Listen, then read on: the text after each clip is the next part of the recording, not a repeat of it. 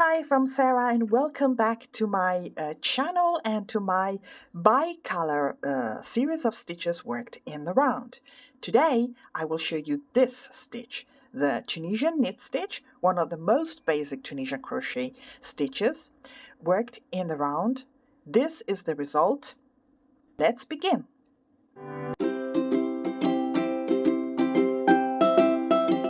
So here I am. I have already gone ahead and created my foundation round, starting from a chain in main color purple of 35 stitches. So I made it long enough to be able to close the chain into a ring comfortably for this sample, because as you know, the Tunisian knit stitch does not necessitate of a specific multiple of stitches to be worked. Then I've started pulling up loops on my double-ended Tunisian crochet hook, taking them from the back bumps of the chain stitches, and as soon as I was no longer able to pull up loops, I proceeded making a return pass. I remind you that just for the very first return pass, you will yarn over and pull through one loop only first. Then you will yarn over and pull through two loops together for the remaining of this return pass and for all return passes of the whole project. When I'm left with about 3 to 4 loops on the hook, so as to maintain the tension, I will turn the hook and resume the forward pass until I've reached the end of the first round. Now it's time to place a stitch marker at the beginning of the round, if necessary. And now I will start working in Tunisian knit stitch.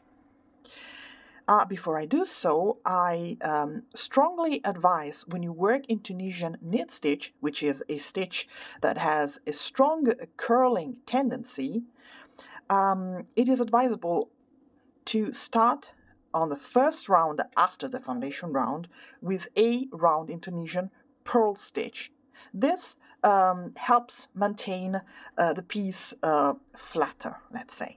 Let's see where our round begins. So this is the very first stitch.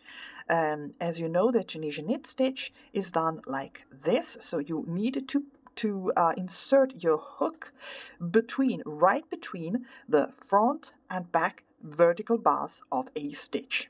So here, okay, and you go with the tip of the hook behind the work. You take the yarn on the hook, pull through, and drop a loop on the hook. So very simple, as you know, and we will proceed working in Tunisian knit stitch until we are no longer able to.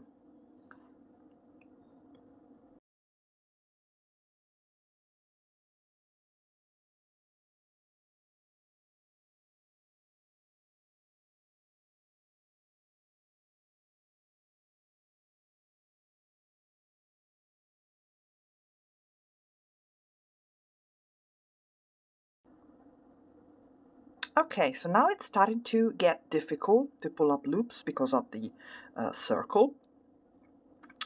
So I will proceed with my return pass. So I turn my hook, take my secondary yarn, which is this yellow in contrasting color, and I will proceed with my partial return pass. So I yarn over and pull through two loops together.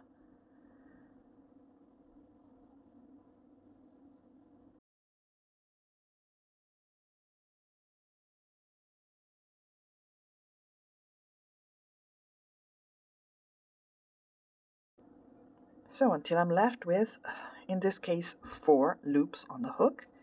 Then I turn again my hook, and I resume my forward pass with my main purple yarn.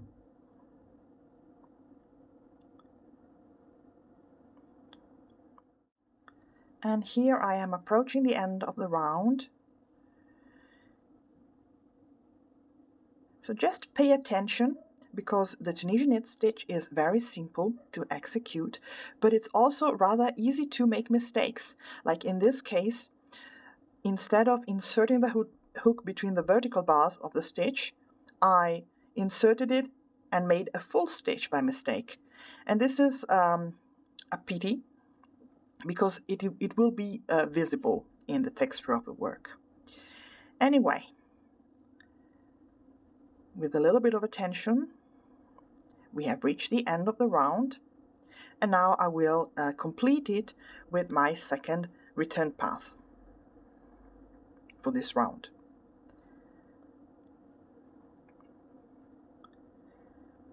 As you know, when working in the round, we will work in spiraling rounds. So we do not need to slip stitch into the beginning stitch of a round. But all the same, just for practical reasons, I like to stop at the end of a round. So, here I am again. Now I will continue working in Tunisian knit stitch around in forward passes with the purple yarn, the main yarn, and I will make return passes when necessary with my secondary yarn in contrasting color. I will work some rounds now, and I will be back to you to show you how the Tunisian knit stitch looks when worked in bicolour in the round.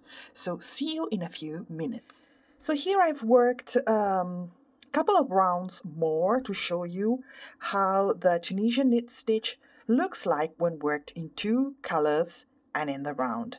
As you see, unfortunately, I would say, the Tunisian knit stitch is a very dense stitch, so much so that the secondary color that is used for the return passes is barely visible. You see?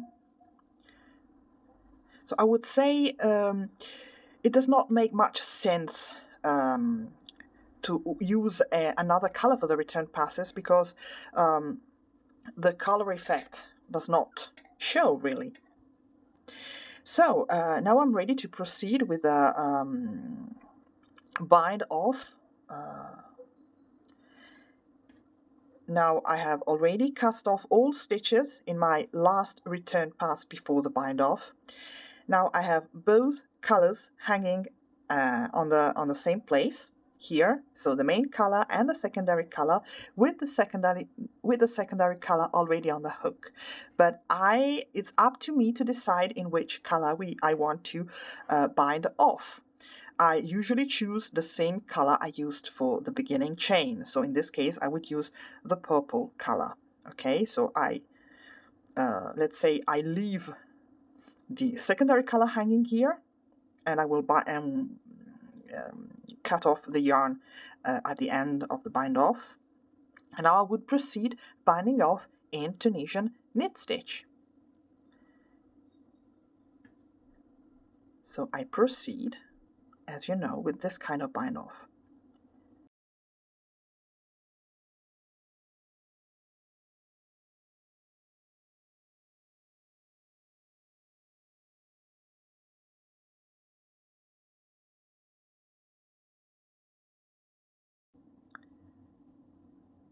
But if you work loosely, it will not be a problem. Once again, if you want to avoid the curling, you could always bind off using the Tunisian pearl stitch, for example.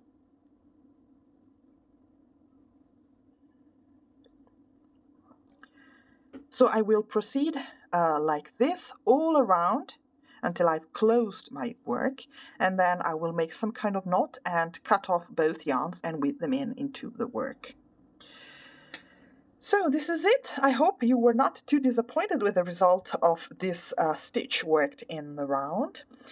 The Tunisian knit stitch is still a very, very useful stitch because it looks so much like knitting. You see the result, so it can always replace knitting when you want to create this kind of texture, okay? And it is really, really easy and quick to work. Okay, so I hope you still liked this video, and I thank you for watching. I invite you to subscribe to my channel as you do, to leave comments as you do, and if you want, you can go and take a look at my second channel. It's on Tunisian crochet, and it's in Italian but with subtitles. So that's it from me for today. See you next time. Bye bye.